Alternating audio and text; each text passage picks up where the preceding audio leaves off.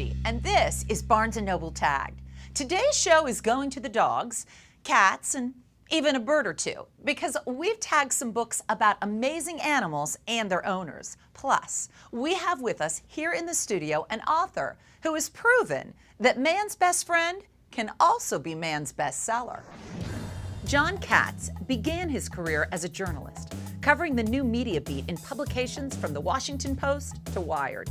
When it came to writing books, his first foray was a series of successful mystery novels. But then came his pet projects. In 2001, Katz wrote A Dog Year, about a high-strung border collie he adopted and gradually bonded with.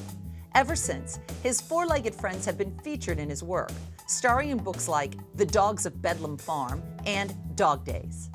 We are thrilled that Jon Katz is here today, along with his dog Izzy, one of the stars of his latest book. Jon Katz and Izzy, you have been tagged. Welcome to the show. Thank you. It's a pleasure. Thank you so much for being here.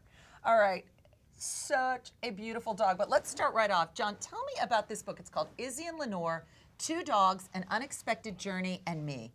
Well, the book is about Izzy, who was rescued off a farm where he was abandoned in upstate New York, and Lenore, the lab on the cover, who was that called the love dog, the hound of love, and how the two of them entered my life at a particularly interesting time and changed it. Izzy really led me into hospice work. He does a lot of work with people who are sick and dying, and has become extraordinarily effective at it. A very powerful experience. Lenore is just a dog who, when I needed it, just lit up my life. Just being Lenore. And you look at her and you just have to smile. Really changed my life and took me to another level in a lot of ways. When you say another level, talk to us a little bit. What do you mean by that? Well, I've written about dogs for a while, as you know, and I'm involved in a farm and some sheep herding, and I've written about them. Bedlam Farm, which I love the name. The Bedlam Farm. But I actually always wanted to do something with dogs involving people. And Izzy had this amazing ability, as you see here, to enter a space anywhere I am and just be in it, and be appropriate and be calm and be very affectionate with people. He just draws people out. We started doing some work in the Adirondacks with people who were very sick. And it was quite an experience where Izzy would go into these houses and cabins where people were often very much alone and just connect with them and help them come to terms with dying.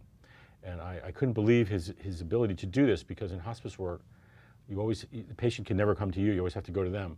And they're sick, and there's machines and oxygen and IVs and medicines and a lot of noises, and it's very, very intense. And I don't know that I could do it with a dog other than Izzy, because he finds a way to get to the people and draws them out and just really brightens their lives at a time when they need it, and other people are not always paying attention. Jon, the book is called Izzy and Lenore, Two Dogs, An Unexpected Journey, and Me, and it's just beautiful. Thank you, I appreciate it. Thank you very much. And we want you to hang with us, because we have a few more pet projects from authors and their amazing animals. We first met John Grogan in his best-selling memoir of his life with his dog, Marley and Me. Now he brings us what he considers to be the prequel to all his Marley books, The Longest Trip Home. It's his story of growing up in a warm and loving but comically over-the-top Catholic family. And there's even more of Marley coming up. The children's book, A Very Marley Christmas, is on the way, and the movie version of Marley and Me, starring Jennifer Aniston and Owen Wilson, hits theaters this holiday season. It turns out man's best friend can also be a bird. The parrot who thought she was a dog is the story of a one-legged macaw named Sarah, adopted by author Nancy Ellis Bell. It wasn't long before the ornery bird learned to bark, eat dog food, and follow her owner from room to room. This touching tale is a reminder that love can come from the most unexpected places. And if Polly wants another page-turner, pick up Alex and Me by Irene M. Pepperberg. This story spans the 30-year relationship between the author and Alex, an extraordinary parrot.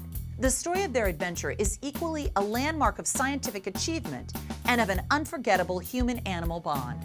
And Dewey, the small-town library cat who touched the world, is the heartwarming story of Dewey, Read More Books, the beloved library cat of Spencer, Iowa. The tale is relayed by Dewey's owner and companion of 19 years, Vicki Myron, a librarian who found him when he was abandoned as a kitten in the book drop slot. Through Dewey's antics, we come to know and love many of the colorful and inspiring people of Spencer. Okay, we want to know, what kind of animal do you think makes the best subject for a book? Go to bn.com/tagged and cast your vote. We'll let you know the results next week. Last week, we asked you, which is your favorite fantasy series? The majority of you said Christopher Paolini's The Inheritance Cycle. Jon and Izzy, thank you so much for sticking around. All right, tell us, what's next for you? I'm working on a book called The Soul of a Dog, exploring the question of whether dogs and other animals have souls. Oh, they do. I thought They you might. have to. I thought you might think that. All right, Izzy and Lenore is out right now. It's out this week. Thank you so much for being with us. It's a pleasure. Thank you. All right. Thanks so much for watching Barnes & Noble Tag. Izzy, fetch.